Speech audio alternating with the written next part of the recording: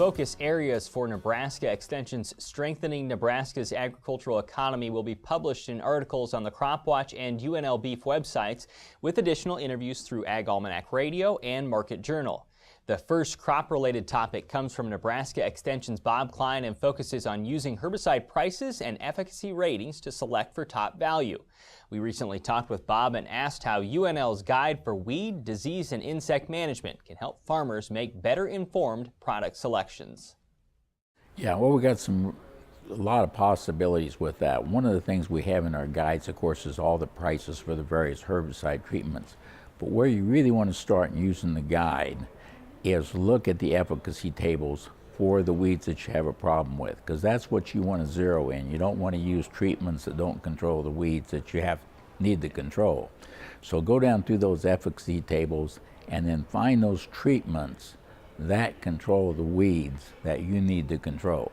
Any explanation on how to use the efficacy tables? Well, of course, the best is 10 and so forth, but if you can get at least 8, and in a lot of cases we like to have 9 if we can and so forth. We got a few 10 ratings, not many 10 ratings and so forth.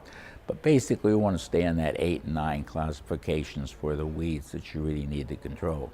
So you go down, look at those various herbicide treatments, and then one of the things you're going to find in there is we got the price of those various treatments, and if you want to use a little bit different levels that we have, then you go back to the price list and compare that.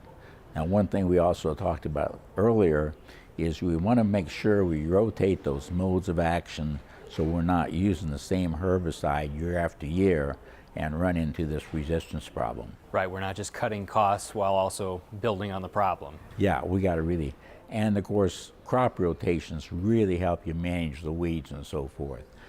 Continuous soybeans, and we might have people look at continuous soybeans because right now soybeans are probably more profitable than corn, but you got some real problems in weed control. You don't have near the options there and so forth, and so really think of those things before going to continuous soybeans. Best is probably the corn soybean rotation when you look at the benefits to the corn from the soybeans and so forth.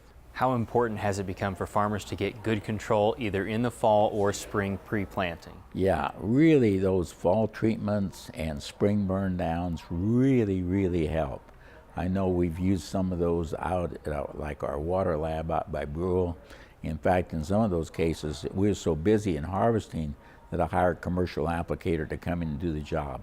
That really paid big dividends. So if a farmer, maybe has his own sprayer, and just because he's harvesting and so forth, he may want to consider going and getting it commercially done because it can pay him some big dividends. Controlling the weeds when they're small really enables a successful weed program the next year. Go a little bit further. Why is it so much harder to control once they emerge and get a little bit of a jump? That's right. And too many times we can usually do a pretty good job on some of the smaller weeds, 2-3 inches. Those 8, 9, 10-inch weeds, really difficult to control. Any advice on those post-emergence applications? Well, one of the things, again, look at the efficacy tables and so forth, and then know if you got any resistance problems out there. In many cases, you're going to have to put a couple, 3 different herbicides together. One of the things too, look at additives. Lots of times they can really increase efficacy, and then of course be always concerned about spray drift. That's where we have more drift problems because it's later in the season and the drift can be a major problem at that time. On the Market Journal website, we'll link to Bob's Crop Watch article on herbicide selection and UNL's 2017 guide to weed management.